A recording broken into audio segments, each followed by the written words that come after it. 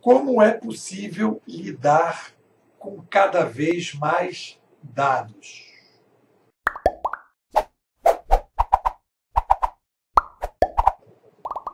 Uma coisa fundamental do legado dessa nova ciência emergente, que eu falo muito aqui no meu canal, chamada antropologia cognitiva, né?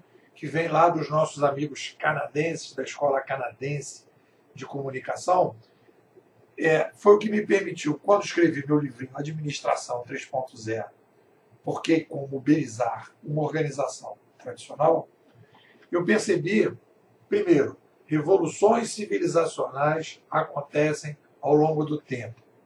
Revoluções civilizacionais têm um gatilho. Do gatilho, você tem a chegada de uma nova mídia. Quando eu tive fazendo uma palestra ontem, o cara falou, mas existe, além da chegada da mídia, existem outros fatores, etc, etc. É a mesma coisa quando a gente tem uma febre amarela. A febre amarela tem uma série de sintomas, tem uma série de coisas que acontecem em paralelo a partir do momento que a pessoa passa a ter febre amarela. Mas o gatilho é a picada do mosquito. Quando é que começou a febre amarela? A picada do mosquito. Quando é que começa a nova era 3.0? Com a chegada da internet. Né? Com a chegada do mundo digital, que vem num processo e que realmente começa a nova era com a chegada da internet. E que aí a gente começa a ter uma série de mudanças e aí tem várias coisas que acontecem em paralelo. A gente tem que separar causa de consequência. A causa do que a gente está mudando, né, da consequência. Então, a gente tem que entender aí nesse contexto que existe aí uma demanda estrutural que se inicia uma mudança conjuntural. Certo? Então, qual é a mudança estrutural que vai fazer uma diferença enorme, que tem a ver com o que a gente está discutindo, que é mais dados? Nós aumentamos progressivamente a população. Essa é uma característica que está no DNA do Sapiens. Nós somos uma tecnoespécie e, por sermos tecnoespécie, nós somos uma espécie que cresce demograficamente. Nós vivemos sob o DNA da complexidade demográfica progressiva. Então, o que era uma complexidade A passa a ter uma complexidade B, que depois passa a uma complexidade C e depois passa a uma complexidade D. Eu tenho uma cidade com 100 mil habitantes é uma coisa, 1 milhão é outra, 7 milhões é outra, completamente diferente. Eu tenho um planeta em que tem 1 bilhão de sapiens em 1800 e tem 7 bilhões de sapiens em 2018, é uma coisa completamente diferente. Em pratos de comida, são 3 bilhões de pratos de comida todos os dias para 21 bilhões de pratos de comida hoje em dia.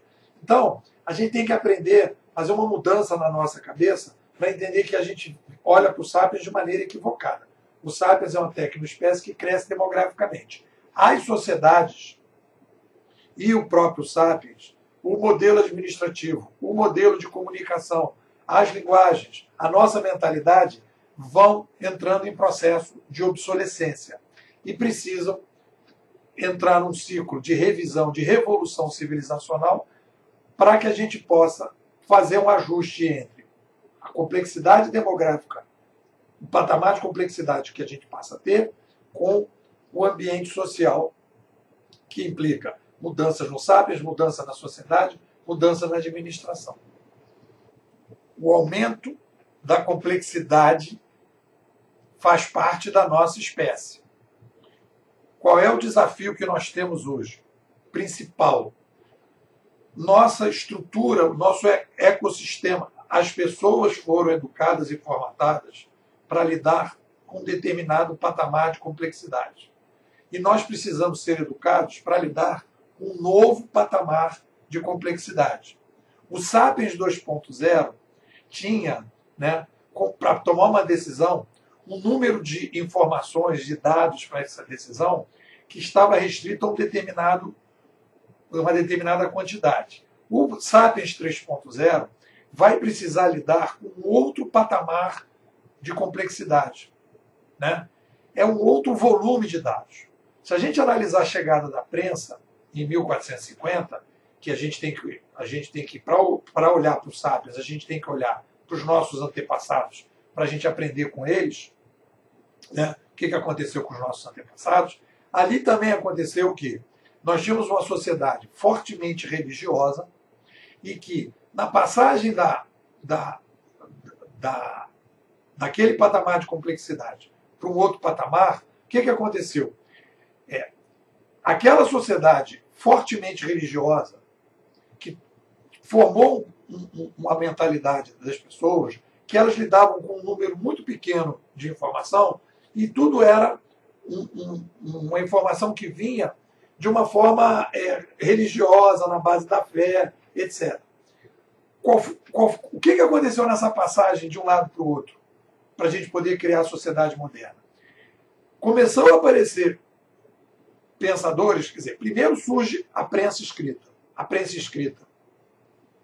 impressa, né? A escrita impressa.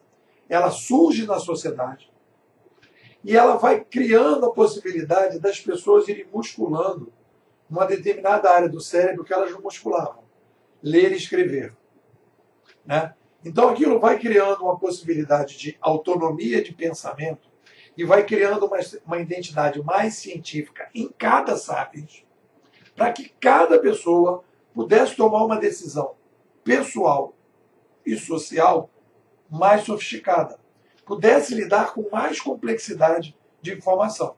E, a partir daí, dividir o problema da complexidade. Então, se cada sapiens pode tomar decisões melhores individualmente, se cada um pode lidar com com decisões mais sofisticadas, com mais dados, então, a partir daquele momento, eu comecei a poder sair de uma Idade Média para uma sociedade moderna.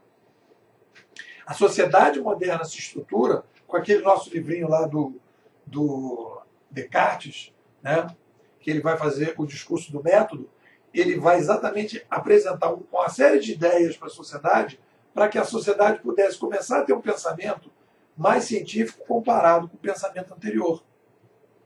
Então a gente teve a necessidade de fazer uma modificação na estrutura básica do Sapiens, num ecossistema, quando a gente fala de observar a realidade, observar a mentalidade, observar a realidade, mentalidade e identidade, a gente começa a ter um Sapiens mais sofisticado. E esse Sapiens mais sofisticado, individualmente, permite que a gente tenha uma sociedade, de maneira geral, mais sofisticada.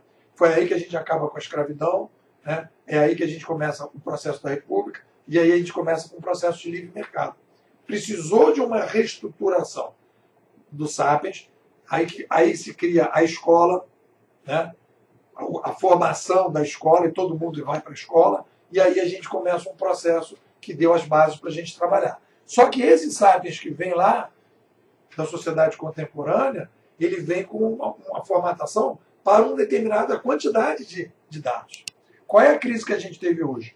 Nós aumentamos a população, aumentamos a complexidade, tudo estava contido, né? Quer dizer, essa diversidade das pessoas estava contida, tudo estava centralizado por causa das mídias centralizadas, que quando descentralizou a mídia, e todo mundo começa a produzir informação e dados, etc., né? A gente aumenta o volume, a gente aumenta, né? A gente tinha uma complexidade de 7 bilhões, mas a gente tinha 7 bilhões de sapiens que estavam fortemente reprimidos na sua diversidade, reprimidos no seu poder de decisão, reprimidos no seu poder de mobilização, reprimidos no seu poder de alterar as sociedades. No momento que a gente dá poder de mídia para as pessoas, você tira esse Sapiens 3.0 do armário. E aí esse Sapiens 3.0 começa a exigir, começa a produzir informação, os dados começam a sair, e aí vem um problema sério. Nós temos uma incapacidade de lidar com essa nova complexidade.